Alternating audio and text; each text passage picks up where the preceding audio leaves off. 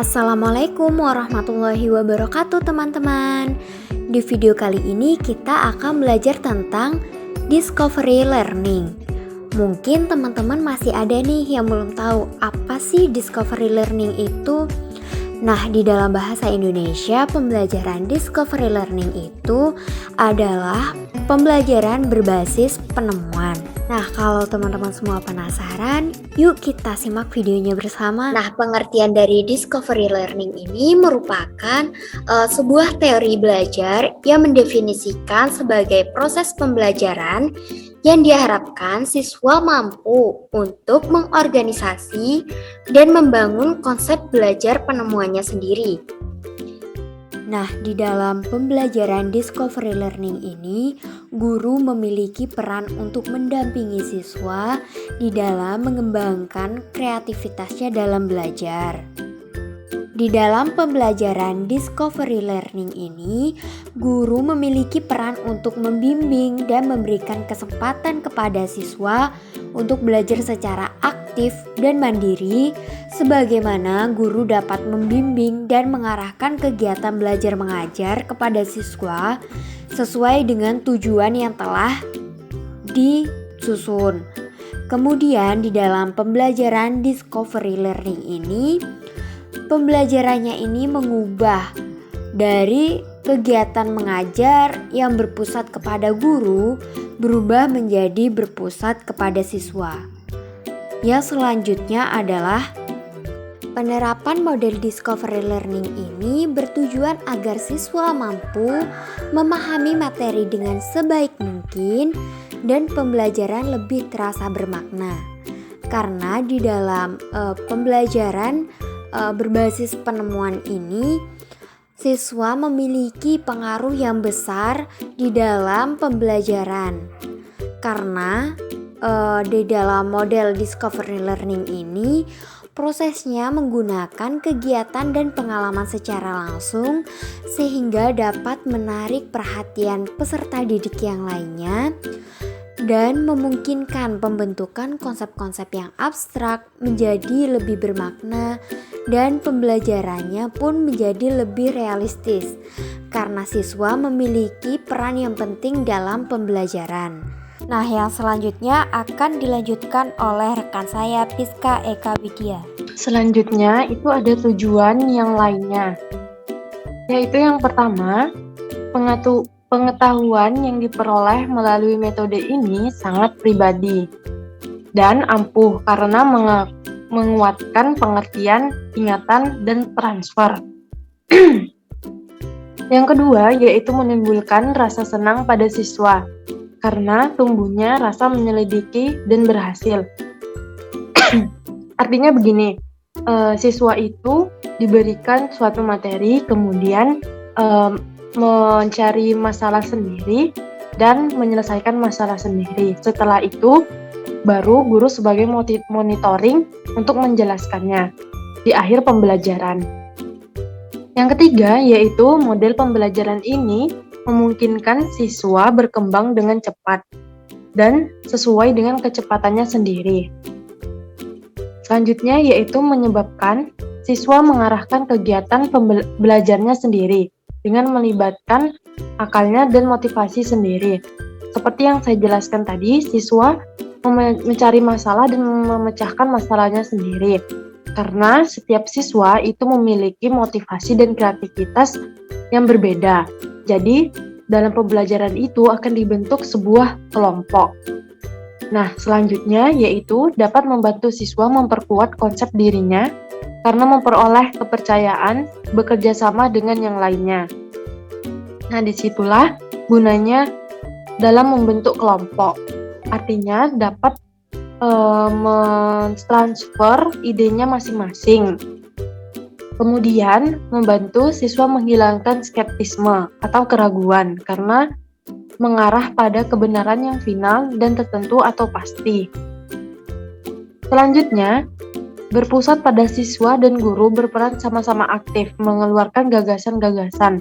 Bahkan, guru pun dapat bertindak sebagai siswa dan sebagai peneliti di dalam situasi diskusi. Kemudian, siswa akan mengerti konsep dasar dan ide-ide lebih baik, membantu dan mengembangkan ingatan dan transfer kepada situasi proses belajar yang baru. Selanjutnya, mendorong siswa berpikir dan bekerja atas inisiatif sendiri, berpikir intuisi, dan merumuskan hipotesis sendiri. Yang saya jelaskan tadi, artinya siswa mencari masalah sendiri.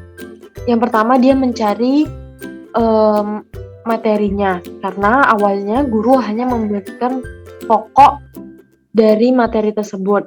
Mahasiswa itu mencari materi, kemudian mencari masalah dan memecahkan masalahnya sendiri.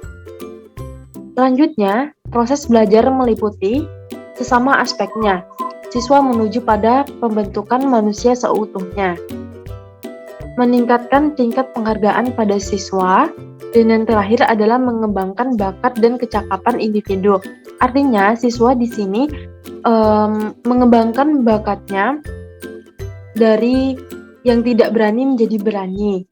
Artinya setiap siswa memiliki bakat yang tersendiri dan memiliki kecakapan individu yang berbeda-beda. Selanjutnya, yaitu menurut Jerome, yang mengungkapkan bahwa model discovery learning ini adalah model yang mendorong siswa untuk mengajukan pertanyaan dan menarik kesimpulan dari prinsip-prinsip umum dan praktis, misalnya pengalaman. Artinya begini, ketika guru sudah menjelaskan di akhir ataupun ketika pembelajaran dimulai, siswa dianjurkan untuk bertanya pertanyaan yang telah ditampilkan materi tersebut. Kemudian siswa menarik kesimpulan apa saja yang telah disampaikan dalam materi tersebut. Kemudian Brunner juga memandang bahwa suatu konsep atau kategorisasi memiliki 5 unsur. Dan siswa dikatakan memahami suatu konsep apabila mengetahui unsur dari konsep itu. Yang pertama, nama, contoh-contoh, baik yang positif maupun yang negatif. Yang ketiga, karakteristik, baik yang pokok maupun tidak. Kemudian, tentang karakteristik. Dan yang kelima adalah kaidah. Model discovery learning pun banyak memberikan kesempatan bagi para peserta didik untuk terlibat langsung dalam kegiatan belajar, sehingga kegiatan seperti itu akan lebih membangkitkan motivasi belajar karena disesuaikan dengan minat dan kebutuhan mereka sendiri. Model discovery learning ini menitik beratkan pada kemampuan mental dan fisik para anak. Didik yang akan memperkuat semangat dan konsentrasi mereka dalam melakukan kegiatan pembelajaran. Nah, selanjutnya ada tahapan model discovery learning. Yang pertama, observasi untuk menemukan masalah. Artinya, observasi untuk menemukan masalah itu sama saja dengan stimulasi atau diberikan rangsangan.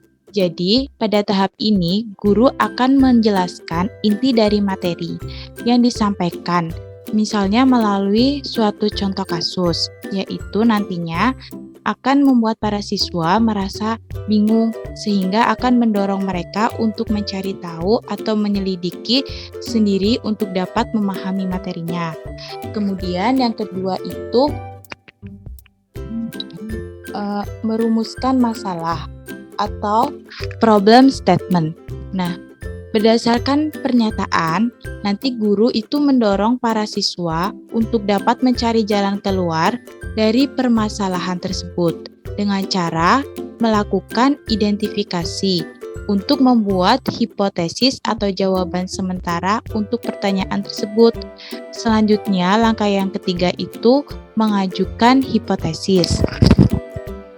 Setelah selesai melakukan problem statement, kemudian mengajukan hipotesis atau data collection. Nah, siswa harus mengumpulkan berbagai macam informasi yang didapatkan dengan cara membaca dan memahami literatur. mengamati objek, wawancara dengan beberapa narasumber, melakukan uji coba yang nantinya data tersebut akan menentukan benar tidaknya hipotesis yang dibuat.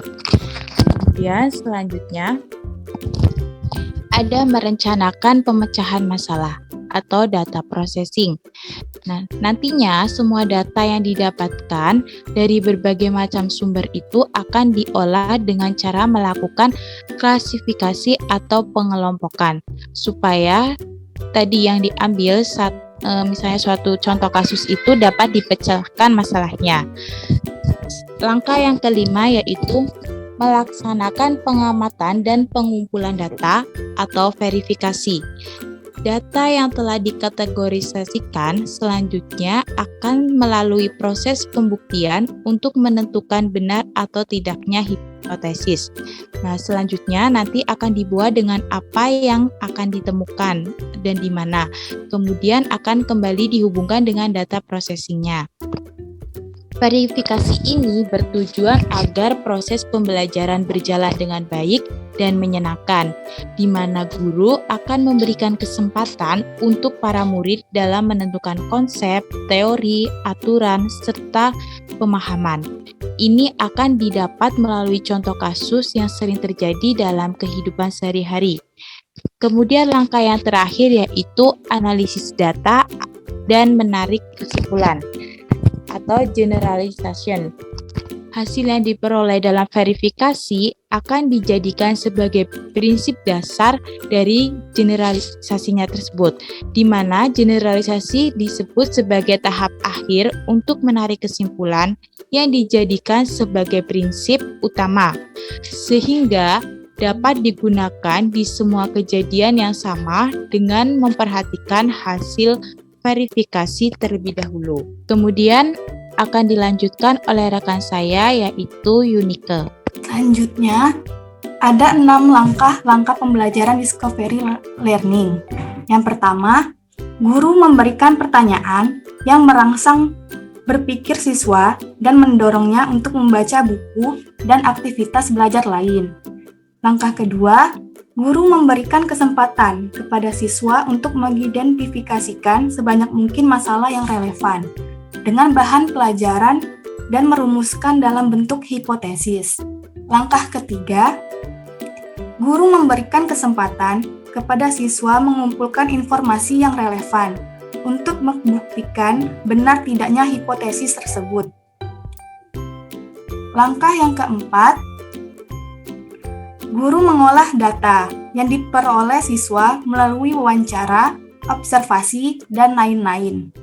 Langkah kelima, guru melakukan pemeriksaan cermat untuk membuktikan benar tidaknya hipotesis yang ditetapkan dengan hasil dan pengolahan data.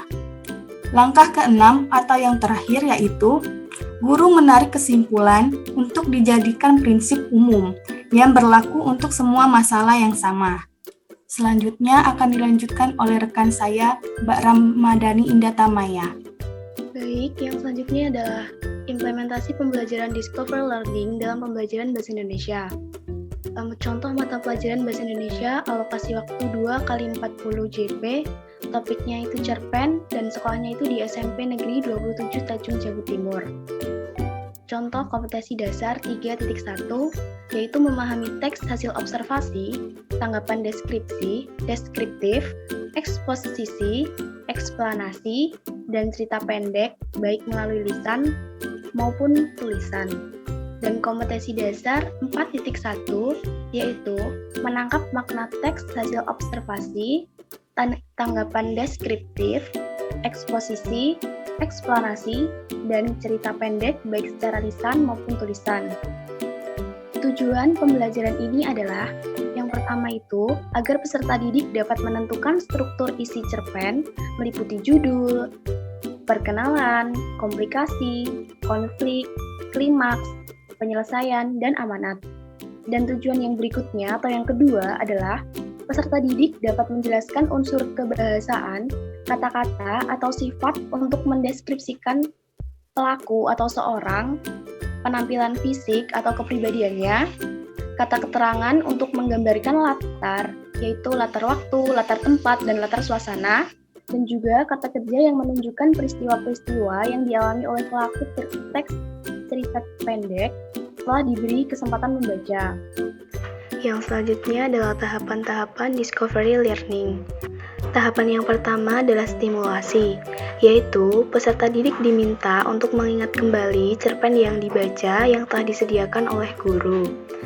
Yang kedua adalah pernyataan masalah.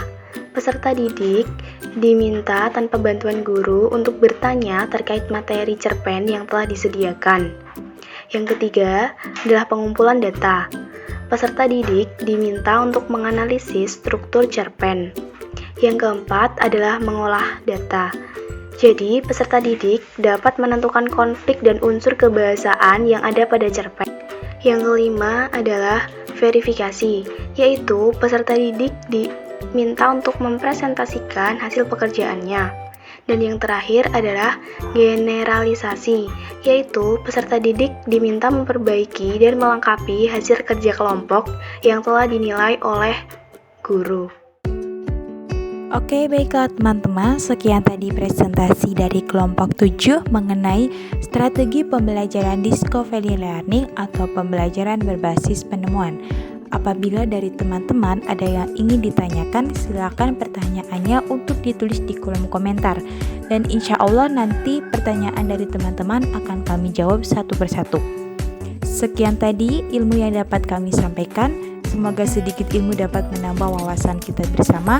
Apabila dari kelompok 7 dalam menyampaikan presentasi banyak kekurangan atau kesalahan, kami mohon maaf. Wabillahi taufiq wal hidayah. Wassalamualaikum warahmatullahi wabarakatuh.